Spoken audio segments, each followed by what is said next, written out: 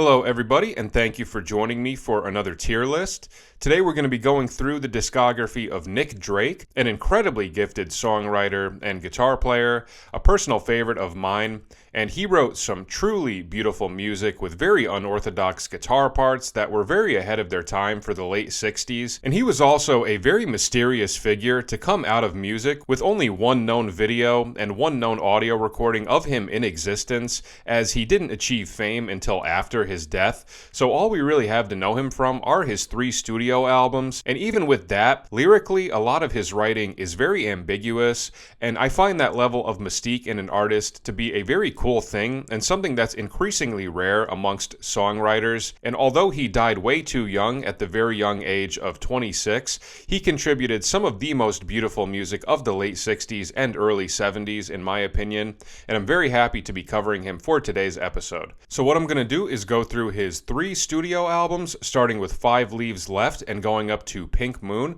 and I will score each of them on this tier list, with S being the highest and D being the lowest, and I'll talk a little bit about each album, let you know my thoughts, and we will see where we end up. And please feel free to let me know your thoughts in the comments, where you agree and disagree, and how you would rank these 3 albums. I would love to hear your thoughts. Alright, I think that's about it. Let's jump right into it.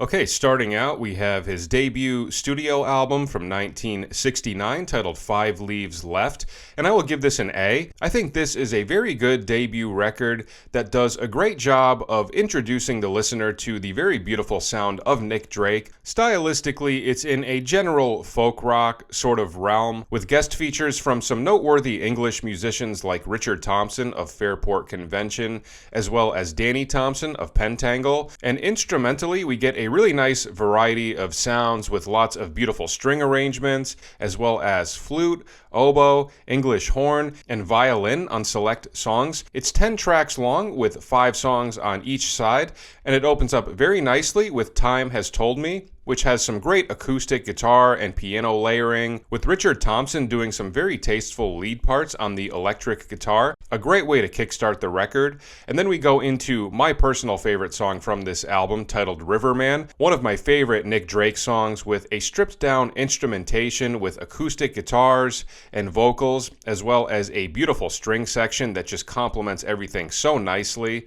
And it's got a very cool chord progression and tasteful vocal melody, and it's also in 5/4 time, which is not a super common time signature that you hear in this kind of music. So I appreciate all of these unique qualities that he's showcasing right off the bat on the second song of his debut record. And then we go into 3 Hours, which has a really driving guitar part with some conga parts underneath it, which create this energetic but also stripped down sort of sound, which is very cool. After that, we go into my second favorite track from this record, titled Way to Blue. This is a beautiful song that is comprised of just vocals and a string section, and it has some really nice contrasting parts between the 2 sections, with the first section being in a minor key, and then it temporarily changes to a major key in the second section, which creates some really pretty contrasting moods.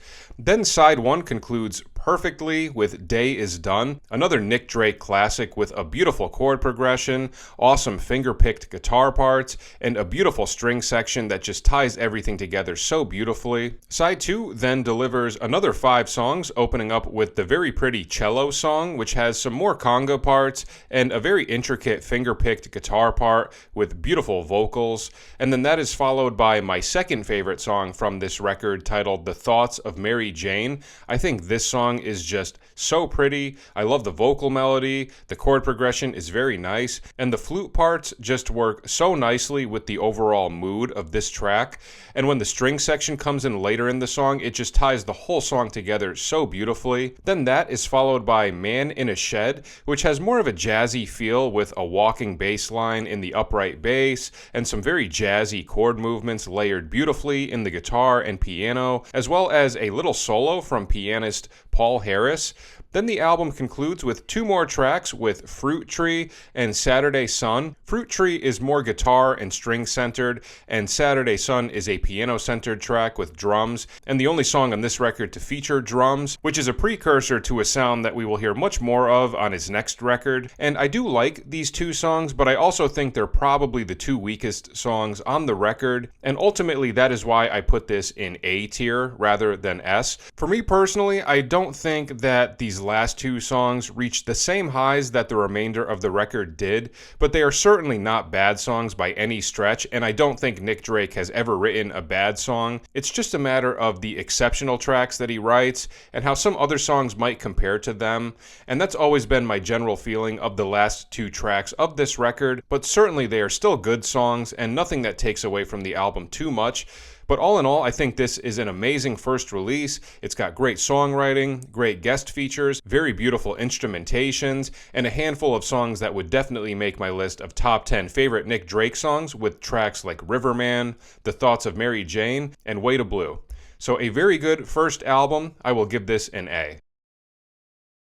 Okay, next we have his second studio album from 1971 titled Bryter Layter, and I'll give this an S. I think this is an incredible album and an improvement from 5 Leaves Left. If I'm comparing those two records, I do have some conflicting thoughts. I think Bryter Layter is more consistent from front to back, but 5 Leaves Left probably has more individual tracks that I think are even stronger from a songwriting perspective. But as an overall album, I do think that this one is very consistent and very strong all the way through. Instrumentally, this one expands a little bit. It features a string section just like we heard on the previous release, but also features more drums and more full band tracks featuring a few session musicians, as well as Fairport Convention members Dave Maddox on drums and Dave Pegg on bass, and we also get the return of Richard Thompson doing electric guitar on a track, as well as John Cale from the Velvet Underground contributing a few different instruments on 2 tracks. The album is 10 songs long, with 5 tracks on each side.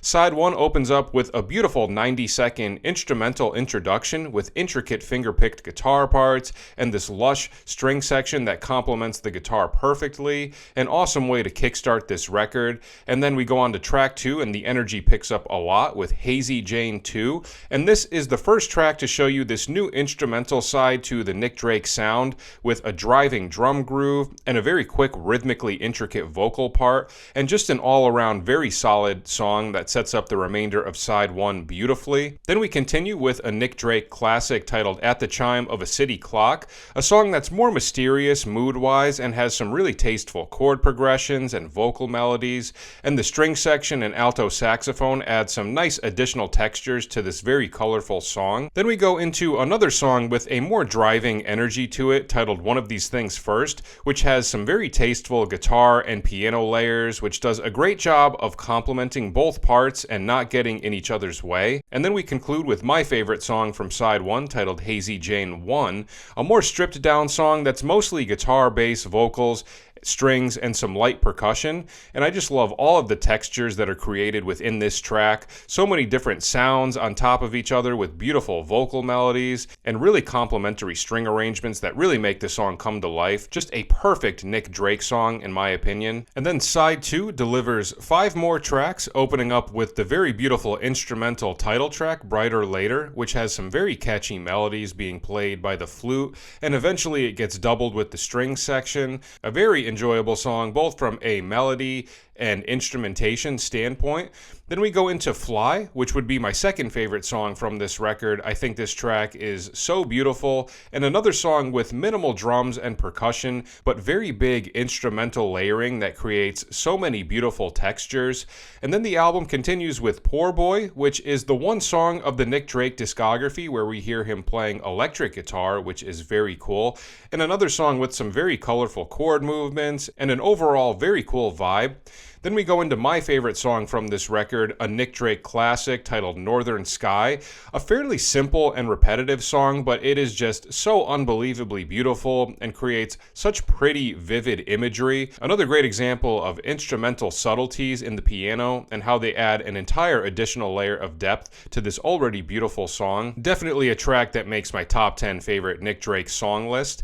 And then the album concludes with another instrumental track titled Sunday, which takes on a a more mysterious tone, and I think this is a cool song, but I also will say if I had to pick a least favorite track from this record, I would go with this one. I don't find myself going back to this song very often, but again, that's not to say it's a bad song because it certainly isn't. I just don't resonate with it as much as the other 9 tracks from this record. But regardless of that, I think it's pretty obvious that this is a fantastic album with great songwriting and very lush instrumentations that add so much depth to all of these songs between the string section, flute, alto saxophone, piano, brass, harpsichord, and celeste, as well as the addition of the drum set, which gives us a new stylistic direction that contrasts his first record very nicely. And I think all of this resulted in an album that is very consistent from front to back, with great variety and mood, and some seriously standout songs that I would regard as some of my favorite Nick Drake tracks, with songs like Northern Sky, Hazy Jane 1, Fly, and At the Chime of a City Clock. So an amazing record. This one gets an S. Okay, and lastly, we have his third and final studio album from 1972 titled Pink Moon, and this one gets an easy S. I think this is a spectacular record. For me, this would go down as my favorite Nick Drake album, and not only that, but also my favorite album to come out of the year 1972. I personally resonate the most with what he did compositionally and stylistically on this record. It contains the largest amount of my favorite Nick Drake songs, and I love the choice he made to go in a completely solo direction, with Nick being the only performer on this album doing guitar and vocals, as well as piano overdubs on the title track. And to me, it creates a very warm and intimate sort of setting that really sounds like you're sitting right there in the room with him, listening to him play these songs. It's also a very easy and incredibly concise listen at only 28 and a half minutes in length, but he packs so much great and tasteful music in this short period of time and delivers some beautiful, top-notch acoustic folk tracks with some of my personal favorite guitar work of his entire discography, with all sorts of exotic alternate tunings which allow for very colorful and unorthodox chord patterns, as well as some very impressive and highly technical finger-picking parts that I think give all of the great finger-picking guitarists of that time a run for their money. I've always thought that Nick Drake was a criminally underrated guitar player, and you hear that all throughout this record, but you also hear it on his other 2 albums as well, obviously. This record is 11 tracks long, and from front to back, I think this is pretty much a perfect album. It doesn't have one song that I dislike, and the different moods from track to track produce a very balanced and dynamic track listing that takes the listener through the full gamut of emotions that Nick Drake is capable of eliciting, kicking things off with 2 very dreamy and majestic sounding songs with the title track Pink Moon, followed by Place to Be, an absolutely beautiful start to this record. And Pink Moon is a track that would make my top 10 Nick Drake song list easily. The addition of the piano also adds some very nice colors and textures that I just love. Then the album continues with Road, which showcases Nick's very impressive finger-picking chops with some really syncopated rhythms and complicated finger patterns. And then that's followed by a short instrumental song titled Horn, which functions as a really nice transition track to set up the final song of side 1 titled Things Behind the Sun, which takes on more of a dark and mysterious tone in comparison to everything else that we've heard up to this point. And I absolutely love this track. This would be my favorite song from this record. I love everything about it: the mood, the chord progression, the guitar part, and the very colorful key change in the second section where it switches from minor to major. Just a rock solid song and an incredible closure to side 1 that does a great job of shifting the mood from the first 5 tracks. Side 2 then delivers 5 more tracks, and I would say that side 2 of the album has some more variety in the mood from track to track, opening up on more of a bluesy flavor with No, and then following that up with my second favorite track from this album titled Parasite. In my opinion, this is one of the most underrated Nick Drake songs. I love the guitar part, the chord progression is so colorful, and just the overall mood of this song is so unique.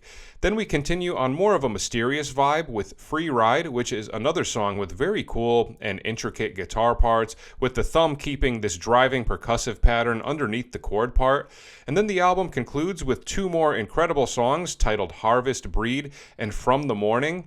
Harvest Breed has some of the coolest chord movements of any Nick Drake song, in my opinion. The very first arpeggiated chord part that it starts on is actually pretty dissonant when you hear it on its own, but then it resolves so beautifully into the second chord. And as a music theory nerd, I always love whenever a song starts on a tense or dissonant chord. And this song is a great example of that and the perfect depiction of Nick Drake's very unorthodox and adventurous sense of harmony. And From the Morning concludes the album on a very beautiful and serene note, similar to how the album opened up with the title track, and it just puts the perfect seal on Nick Drake's final studio album. So like I said, I think from front to back, this album is incredibly consistent. From every perspective, I think it's amazing, between the songwriting, the guitar playing, the melodies and chord movements, and the very stripped down and raw production style, which creates a very intimate atmosphere, and I don't think Nick Drake could have gone out on a better final album. So this is my favorite Nick Drake record. This one gets an easy S. Alright, so those are my takes on his 3 studio albums. Typically, when I do these tier lists, I usually try to focus on bands and artists that have released at least 5 albums or more, but Nick Drake was somebody who was always in the back of my mind for one of these videos because, like I said at the beginning, he's one of my favorite songwriters to come out of the late 60s and early 70s, and somebody who truly had their own unique voice, both as a songwriter and as a guitar player. And it's really a shame that he didn't achieve mainstream success in his lifetime, and ultimately his depression did get the best of him and caused him to leave us far too young at the age of 26. But he was somebody who was truly wise beyond his years, and in addition to being an incredibly underrated guitar player, he left behind some of the most beautiful folk music of the past 50 years, in my opinion, and his music will forever be timeless and should be celebrated and preserved forever, because artists like him do not come around very often, and he was a truly unique voice in the world of music that, in my opinion, nobody else sounds like, and I'm glad that I covered him for today's episode. So that is it for today's video. Thank you so much for watching. I hope it was enjoyable, and if you're interested, please feel free to check out some of my other tier lists linked in the comments and the description and see if there's anything else that you might like. And like I said, please feel free to let me know your thoughts in the comments, where you agree and disagree and how you would rank these 3 albums. I would love to hear your thoughts. Alright, that is it for today. Thanks again for watching, and I'll see you at the next video. Take care.